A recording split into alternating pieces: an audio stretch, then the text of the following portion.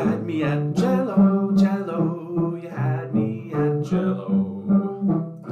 You had me at Cello. Oh, you had me at Cello. Good afternoon, everyone. It's 5 o'clock on a Friday. And 5 o'clock on a Friday, we all start thinking about practicing, how much practicing we can get in over the weekend. Now, maybe you have a lesson on the weekend. A lot of people do. A lot of people don't.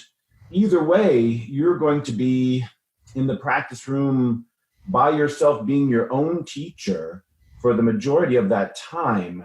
And one of the things that would be great to be able to figure out is how to be your own best teacher. That's, I think, just another way that if we can get inspired along those lines, we can get a lot more mileage out of each hour that we have our cello in our hands. So, you know, the various resources I put out there, make available to try to help inspire cellists. There's the fairly new website, You Had Me at Cello, and the YouTube videos, an upcoming concert on April 11th actually is going to be released online, and then the cello clinic on May 16th with the focus on pauper etudes, which you can attend either in person or virtually. Things along those lines, but those are ongoing. And the thing that's special about 5 o'clock on Friday is that I get to talk with another cellist about these topics of inspiration and motivation and practicing in general and cello in general. And I am thrilled to have with me today Cornelia Watkins, who is an amazing author and teacher with a wide variety of experiences and backgrounds and approaches that, whether I'm reading something she's written or seeing one of her sessions or seeing her work with my own students, I find invariably fascinating and certainly inspiring. So welcome, Cornelia. How are you doing today? I'm great, except for a terrible cold. Oh, no. Yeah. After a whole year of not getting sick, and then I got my COVID vaccine, and now I get sick. Rats, that's no fun. Oh, well.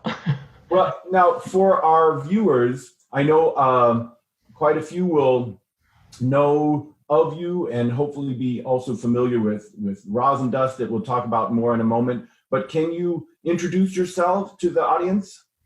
Sure, I'd be happy to. Thanks for having me, by the way, Benjamin. It's really great. And all of you who study with Benjamin, you're lucky students to have such a dedicated teacher. And he's doing so much to further lots of ideas and everything, and give you guys everything he's got, and open up the broader world to you. So anyway, I went to my beginnings sort of started in Connecticut. I went to Hart School of Music, studied with David Wells there, and moved up to Vermont, taught up in Vermont for a while at a little Brattleboro Music Center, and did lots of cool stuff when I was there. Got to play with the Sirkins and all this, it was really, and play it under the tent in Marlborough and stuff, even though I wasn't in the festival, but had lots of great experiences, but kind of knew I needed to move on a little bit. So then I ended up down in Houston, got into the master's program at University of Houston, studying with Hans Janssen there, who was still there at the time, and was in the Drawer Fellowship Quartet, so it was kind of a good opportunity. Got into the freelance world down there and got teaching and got married. And so anyway, I was down in Houston for a long time, ended up at Rice University and Shepherd School of Music, teaching pedagogy and also working through their prep program. So I was teaching prep cello students and graduate performance majors of all ilk. I had organists and trombonists and bassists and pianists and singers and flutists, and it was really totally fun. I actually really enjoyed doing pedagogy with a variety of students because I learned so much from the students. Anyway, then long story short, Houston and I never totally got along, so finally we moved up to Madison, Wisconsin, and that's where we are now. And I'm teaching at Northwestern. I'm doing the pedagogy program and doing some prep cello teaching as well. So anyway, so that's me. I mean, that's kind of my overview. I have written a couple books. My first one was Ros and Dust, which was just my own experience teaching and learning because I got such a late start. And David Wells, who has been a huge inspiration to me, was he kind of had to back me up and start me over again. But because I'd done that, I mean, for better and for worse, and it was kind of a late start for me, but I also remember how I learned things and what I had to do to learn things best. So that was actually a huge inspiration for me. His patience with me and not blaming me for my weak start and just saying, okay, if you really want to do this, here's what you got to do. And he was really honest with me and very supportive. And we had, a few times you just say, if you don't fix this, you're not going to be a cellist. And, we're like, whoa. So I had to learn but that was good also for me as a teacher. I kind of learned how to be very kind, but very honest with students. And I think that actually matters a lot in how we really make sure that our students understand we're on their side, but they need to know what they've got to do to make things right if they really want to be a cellist. So, and I don't know. You want me to talk about the other book? Anyway. But no, that's probably enough. I love that. That's a great, because then in introducing yourself, it flows logically into some of these answers, some of these topics that I wanted to talk to you about anyway. And this Rosindust, which started out as a newsletter that I would look forward to getting, and then compiled into a book, and now is the name of the website that has information not only on the book, but a number of the other things that you're up to that we'll also talk about. Uh-huh. But I also want to stick just a moment longer on one of the, I choose several of the words that you just said as sticking with me, but the idea of the patience is something that I definitely see when I see you either presenting or teaching. And I'm thinking about how that's another thing that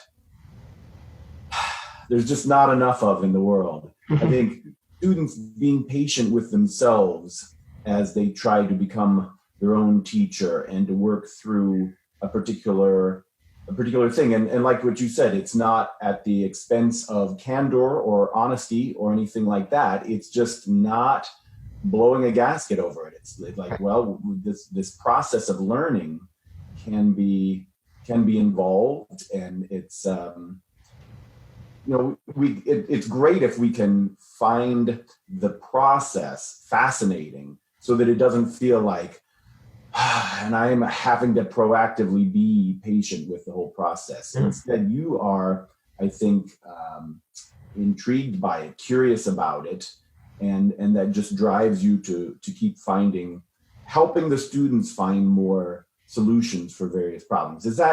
Would you agree? Yeah, I mean, yes. I think one of the hardest things for the students that I work with, and I'm thinking primarily my prep students, cello students, the ones that are kind of hard on themselves, or that they want to be right, they want to be correct, and rather than allowing you have to trust the learning process. It's not just something that just happens just like that, and now you have it. It's a process, the whole thing, and of course, the maturity that it takes to be able to see it as a process, you have to get to, my age or your age or something to go, oh yeah, this has been a long road. It's not like I'm going to arrive one of these days I'm going to arrive. It's a process. And so, the curiosity about the process, like even in just the practice room when you're just sitting there, rather than saying, I've got to do this and I've got to get this to a tempo, like putting lots of pressure on the situations, just allowing that things to unpack a little bit and like be able to observe carefully and just notice things. Like if I put my bow here, it does this, but if I put my bow here, it does this, or if I do this with being willing to make an ugly sounding shift just so that you know when you do that movement and with this bow stroke, it doesn't come out, it sort of comes out like, ooh, okay, well, that's one I know not to do. It's not like, oh no, that was wrong. It's like, well, okay, so I didn't like that one, and that's how that one happened, so that's one that I'll put in this pile. And you have to have lots of things like that in order to be able to make good choices as you play. And so it's not like something wrong is not like wrong, like big, red letter wrong. You've messed up. It's like, okay, that didn't work. Why didn't it work? Did I get distracted? Did I do this? What, that's the stuff that I really want my students to get involved with, and really enjoy that process. Outstanding. They'll get so much more out of it. Yeah.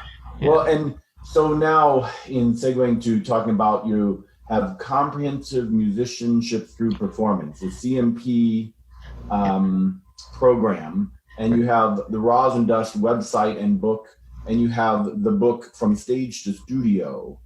And they, in a way, I'm sure all interrelate, all kind of feed to each other. But I guess the first thing that's coming to my mind is the book From Stage to Studio, and how a lot of people, for example, how's the saying go? Basically, they teach the way that they were taught. Yeah.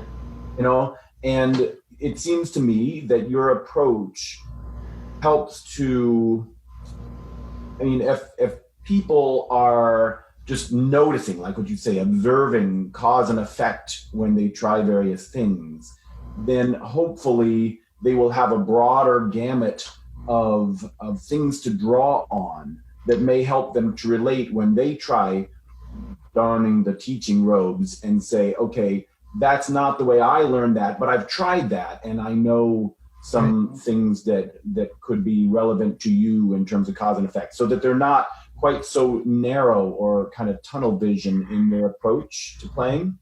Right. Well, the thing with the Stage to Studio, and this actually kind of is an outgrowth of, of course, I co-wrote it with Laurie Scott over at UT, who's a fabulous pedagogue, and she runs the string project there and turns out a whole lot of really fantastic teachers there. But we were noticing that most performers, and this was kind of written with performers in mind, but everybody's a performer. If you play an instrument, you're a performer, right? So even if you're a music ed, you're still a performer, and you still need to kind of get inside, why do I do what I do? But there's a lot of it's the two double-edged sword. It's a lot of receptivity in a student mind, especially, college student, where you're just trying to soak up as much information as you possibly can. But there's, and I'm going to probably sound terrible, but there's a passivity about that, about just saying, I'll do what I'm told. I'll just do it because this is the way my teacher does it, and I've been told to do it that way, so therefore I will do it that way. But the problem with that is you're not necessarily saying, why is this a good idea? Why would I do it this way? And how is this better from another way that I was shown once upon a time? Is there a better way? Is there a way that I haven't explored yet? So that process of turning it around and saying, but why do I? Yes, I do it this way, or I never noticed that I play like this, and then actually looking at that and going, oh, yeah, I do that. And then why do I do it that way? And is it the best way? And of course, there's lots of best ways. It's not like there's one best way or one great way as opposed to another one. There's lots of ways. But to be able to make that choice and to think about the process of making that choice, that's kind of what this Stage to Studio, especially that whole first section of it, which is just get to know yourself as a player.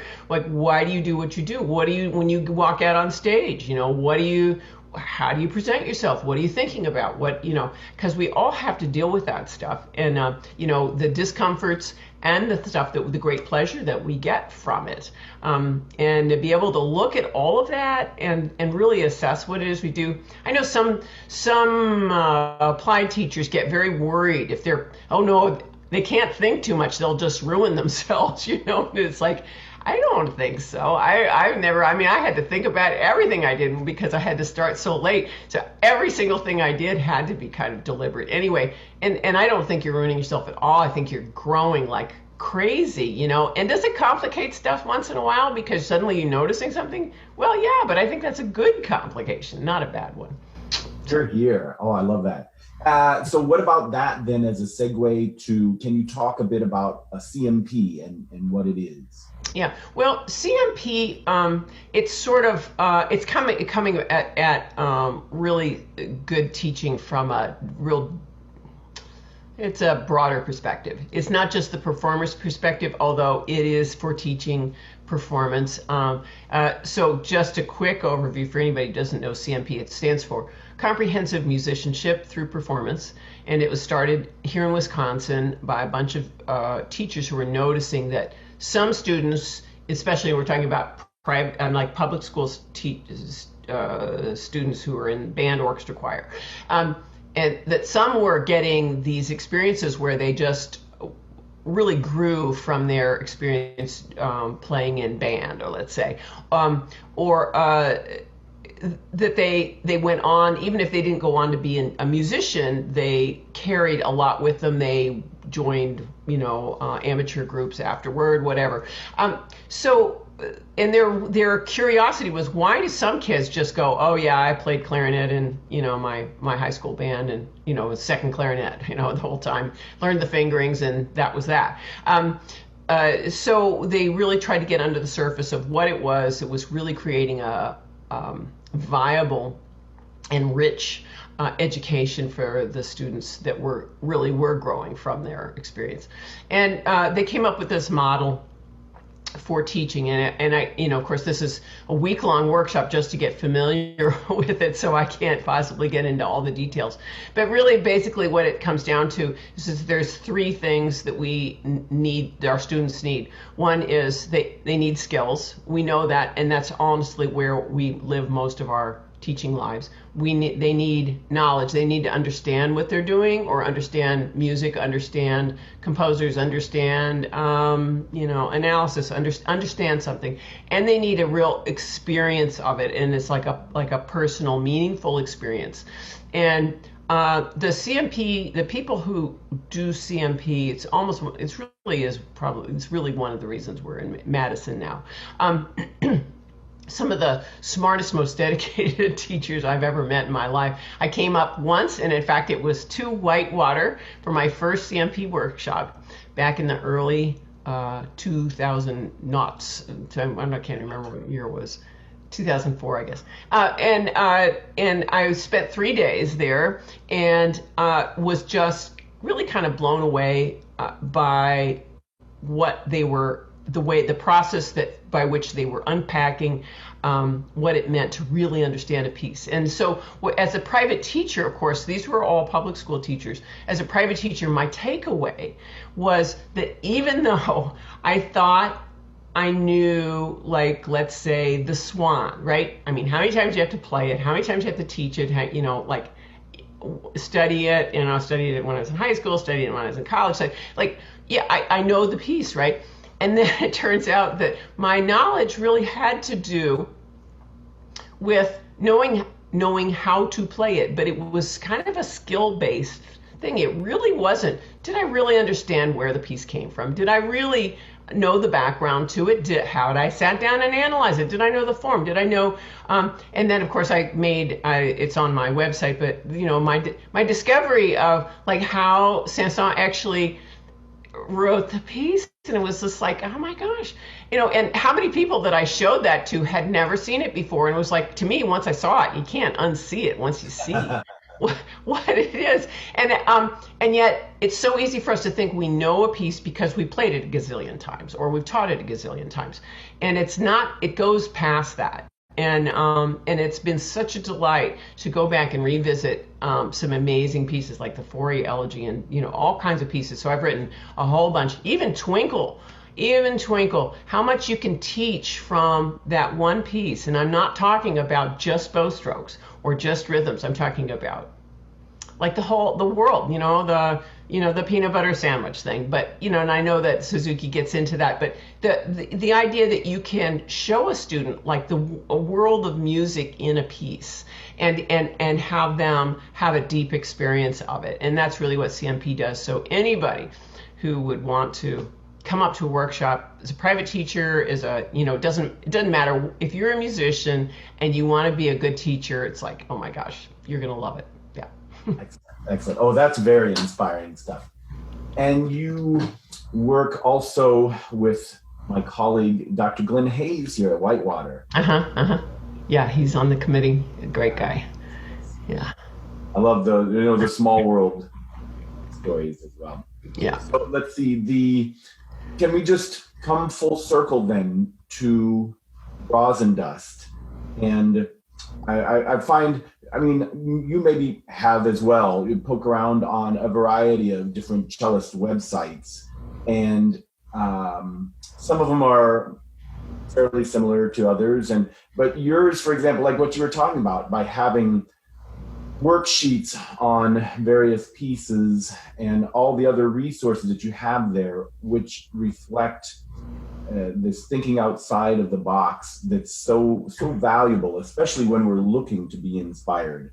So can you either talk a little bit more about the Rosindust publication, or about the means by which you kind of came to create it, and will also, I know, continue to create other such resources? Okay, well, I don't even quite know how to answer that. First of all, you make me nervous because my website's kind of a mess, and now I'm gonna like, oh no, people are gonna go to my website. I better go do something about it.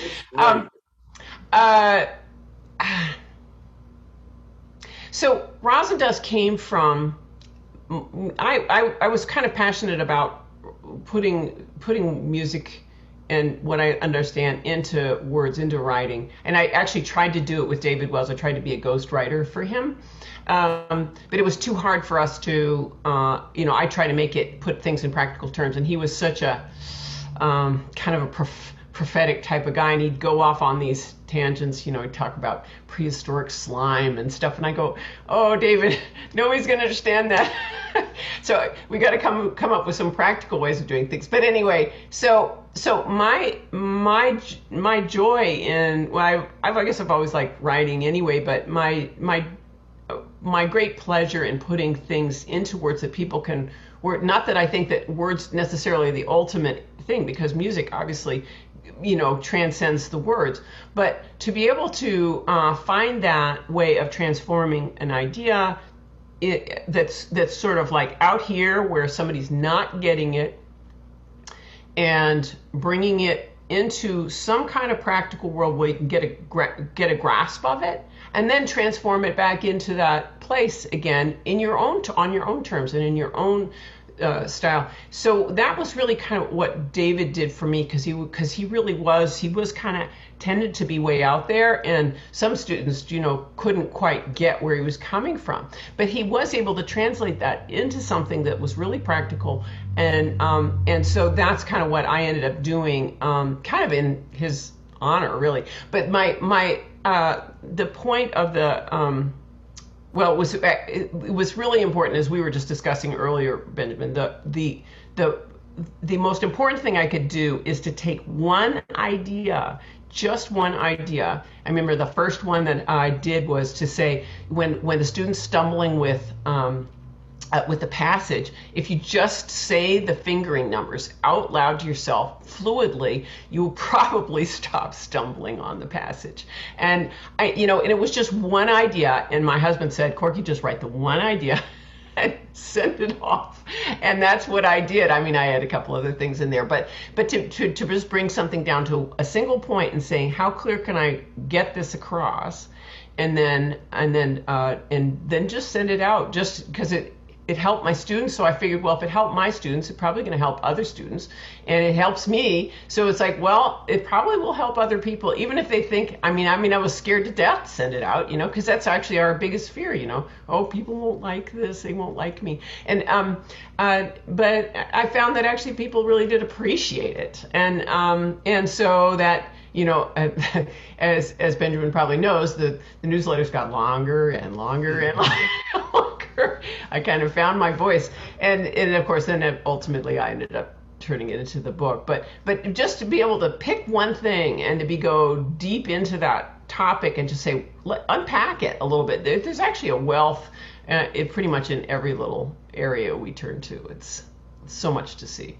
Yeah, because music is such a cool thing. I'm sorry. It's such a cool thing to have music because we have so many aspects of our own, like our own souls. I mean, we have our personality, we have our intelligence, it draws on our physical skills, it draws on our spirituality. Sometimes it draws on so many, so psychological, everything. Like we can use everything to teach music, and honestly, I can't really think of another subject, or when we're playing and we're pulling on so many different things, and so all you have to do is just say, wow, let's just look at that for a minute. Let's just look at the psychology of hitting a shift, right? Let's just look at man, there's a ton of stuff in there. So that's what's kind of fun, I think, about Outstanding.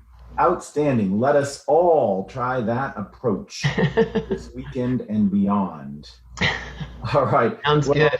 It's been a real pleasure. Thanks so much, Cornelia, for the wisdom and inspiration and practicality, and just we should all check out your ideas and then try to, again, apply them, figure out how to apply them to foster our own skills and love for this wonderful art that we pursue. Absolutely. Yeah. Thanks, Benjamin. Thank you. Well, next week, folks, I'll see you with Dr. Elizabeth Morrow as my guest. And in the meantime, get lots of practicing in. We'll see you then.